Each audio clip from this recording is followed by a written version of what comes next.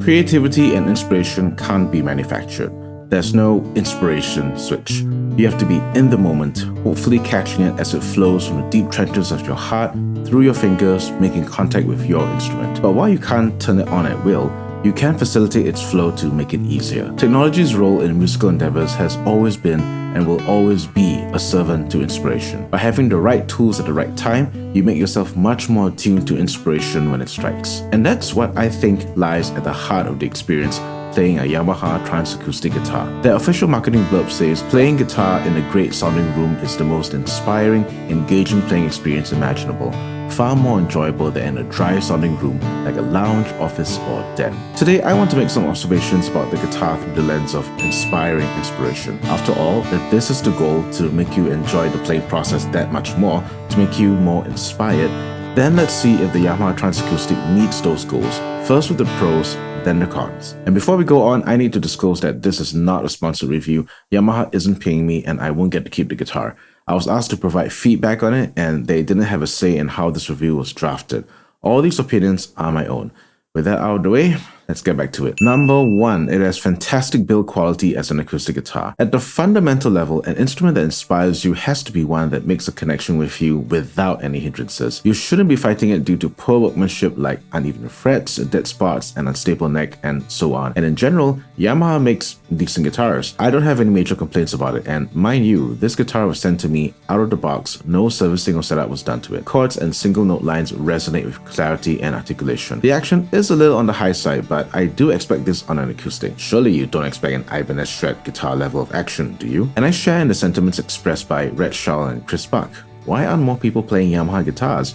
Don't take it from me though. Try one for yourself and you might be pleasantly surprised. Number 2, its ease of use, electronics, and going direct. Take it from a constant gear tweaker and sound tinkerer, there's nothing more obstructive to getting inspired to create music than having to read through manuals to navigate knobs, dials, and hidden menus. You waste valuable creative energy doing that, and it takes you out of the moment. I love the simplicity of the one knob effect dial. On the Reverb, you get 2 flavors, room and hall, divided into 2 sections over the travel or the control dial. It reminds me of the Line 6 Spider M effects, which were also one knob controls, which changed to the next effect just by moving the position of the knob past the maximum effect level of the previous effect. Dialing in a nice level of reverb and chorus that hugs your notes takes just 2 knob turns.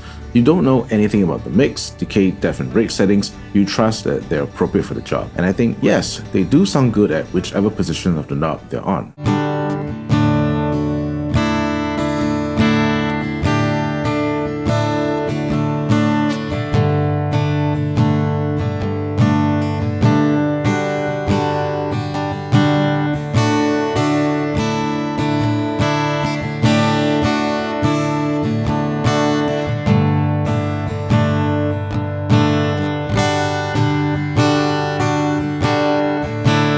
Number 3, its effects are good. Playing with the reverb and chorus, I couldn't put my finger as to why those effects felt familiar. And then it hit me. Remember the Yamaha Magic Stomp? Before Eventide made the H9 cool, Yamaha was already in the rack effects in a box game with effects that transported studio sounds onto the stage. The reverb and chorus had that vibe, studio-like with an organic quality and nothing gimmicky.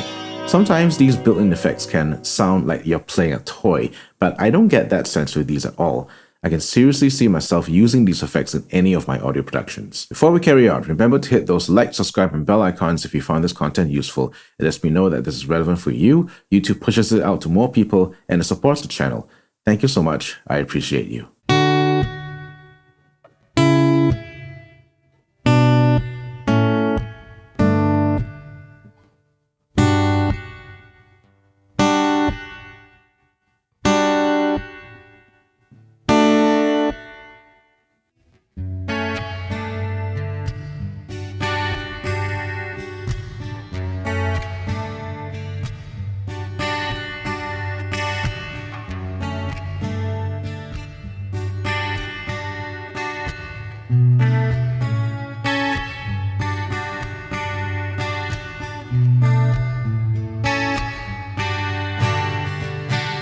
Number 1, its power source is interesting. Before you make the same mistake as I did and ran out to buy a 9-volt battery thinking that this was like every other acoustic guitar preamp on the market, let me say this loud and clear. The TransAcoustic preamp does not take 1 × 9 volt, it takes 2 times AA batteries. I'm no electrical engineer, but trying to read up on the subject of 9V versus AA batteries leads me to this TLDR conclusion. 2 times AA batteries deliver more energy than a single 9V battery and has a longer operating life. This makes sense as most acoustic preamps don't have the power onboard effects. The only reason why I put this as a con is that I've spent my entire guitar playing career assuming 9V batteries in preamp systems, so I have lots of them lying around. It's just one of those things you grew up expecting. You see a battery compartment on a guitar, you immediately think 9V. If I were to own this TransAcoustic, I'll have to get used to the fact that I will be pilfering from the same battery stash as my kids' toys. Additionally, there are 2 issues that I'm hoping are particular only to this guitar. Firstly, the battery compartment is really hard to open. To be fair to me, I'm being overly cautious as this isn't my guitar, so I wasn't going to dig deep into the compartment with my fingernails for fear of scratching the finish. Secondly, I can't tell when the TransAcoustic effect system is on. I'm told that there's supposed to be an LED indication light when I press and hold the power switch. Is there supposed to be one on the front panel? Because the only way I'll be able to tell that the system is on is if I flip the guitar and peep into the sound hole where I can see the PCB light up. Number 2, its effects are soft and subtle. I put the Strymon Big Sky Mobius on the thumbnail to give some idea as to what kind of sounds may be on the guitar, but I admit it's a little bit clickbaity. Inspiring as these effects may be, they don't approach Strymon levels of intensity. They're subtle and can be easily buried by ambient noise. The first time I turned the system on, I had my children with me and I wanted to entertain them with this guitar. I thought the battery was dead because I wasn't hearing anything different. It was only when I played with the guitar by myself in the room was I able to listen out for the effect.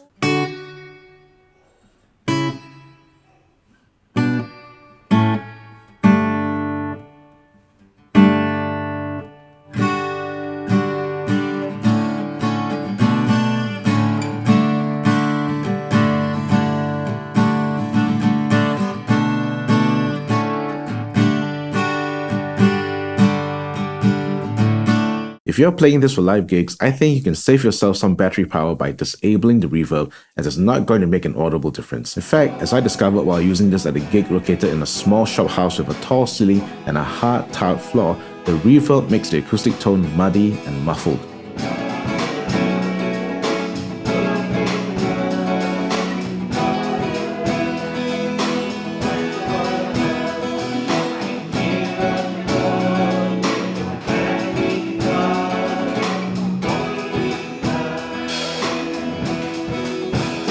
One more thing, this preamp is soft. When I plugged this into said sound system, the first thing I was asked by the soundman was to turn my preamp up. Even at max volume, this was peaking at -10 dB, which is decent for recording, but soft for live applications. I wonder if it's a side effect of running the preamp on a AA battery solution instead of conventional 9V. So reserve that chorus for the song in your setlist that really needs it, which leads us to the last con. Number 3, its sounds are a little dated. Again, the Strymon pedals in the thumbnail are indicative of the type of modulation and reverb sounds that church musicians love. It's the reason why they're still on pedal boards 10 years on. Yamaha chorus and reverb, great as they may be, belong to an era of praise and worship before my time, and I'm not exactly young anymore. In fact, I can't remember the last time I heard chorus on an acoustic guitar, and the only one that comes to mind now is Candy Dulfer and Dave Stewart's Lily Was Here. Yes, I'm an old soul. I do suppose not all of us play exclusively the latest Spotify releases, so the chorus could come in handy for the 80s Maranatha song. If you may permit me to daydream for just a moment, I wish there was a way I could dial in more compression on the acoustic guitar for my finger-picking needs. I believe there are folks out there who love fingerstyle, math rock, and even Polyphia style shenanigans. Having a built-in compressor tuned for fingerstyle will make the guitar so much more versatile. In conclusion, the TransAcoustic offers sounds that are not mere gimmicks. I believe they can facilitate the flow of inspiration easier for the singer, songwriter, producer, and arranger. On top of that, it's a decently built guitar that is stage ready with the onboard preamp. Just be aware that it's soft and the effects are subtle. And that's me. What about you? How do you feel about the TransAcoustic after watching this or playing with one yourself? I'd love to hear your stories, thoughts, and ideas in the comment section below. This isn't my first video about Yamaha. I've previously explored the aspect of technical support that will be critical if you're experienced buying a Yamaha product, which includes Line 6 gear. So if you'd like to hear about my experience of Yamaha technical support, click on this video and I'll see you there. Until next time, I'm Justin, and I'm all about worship guitar.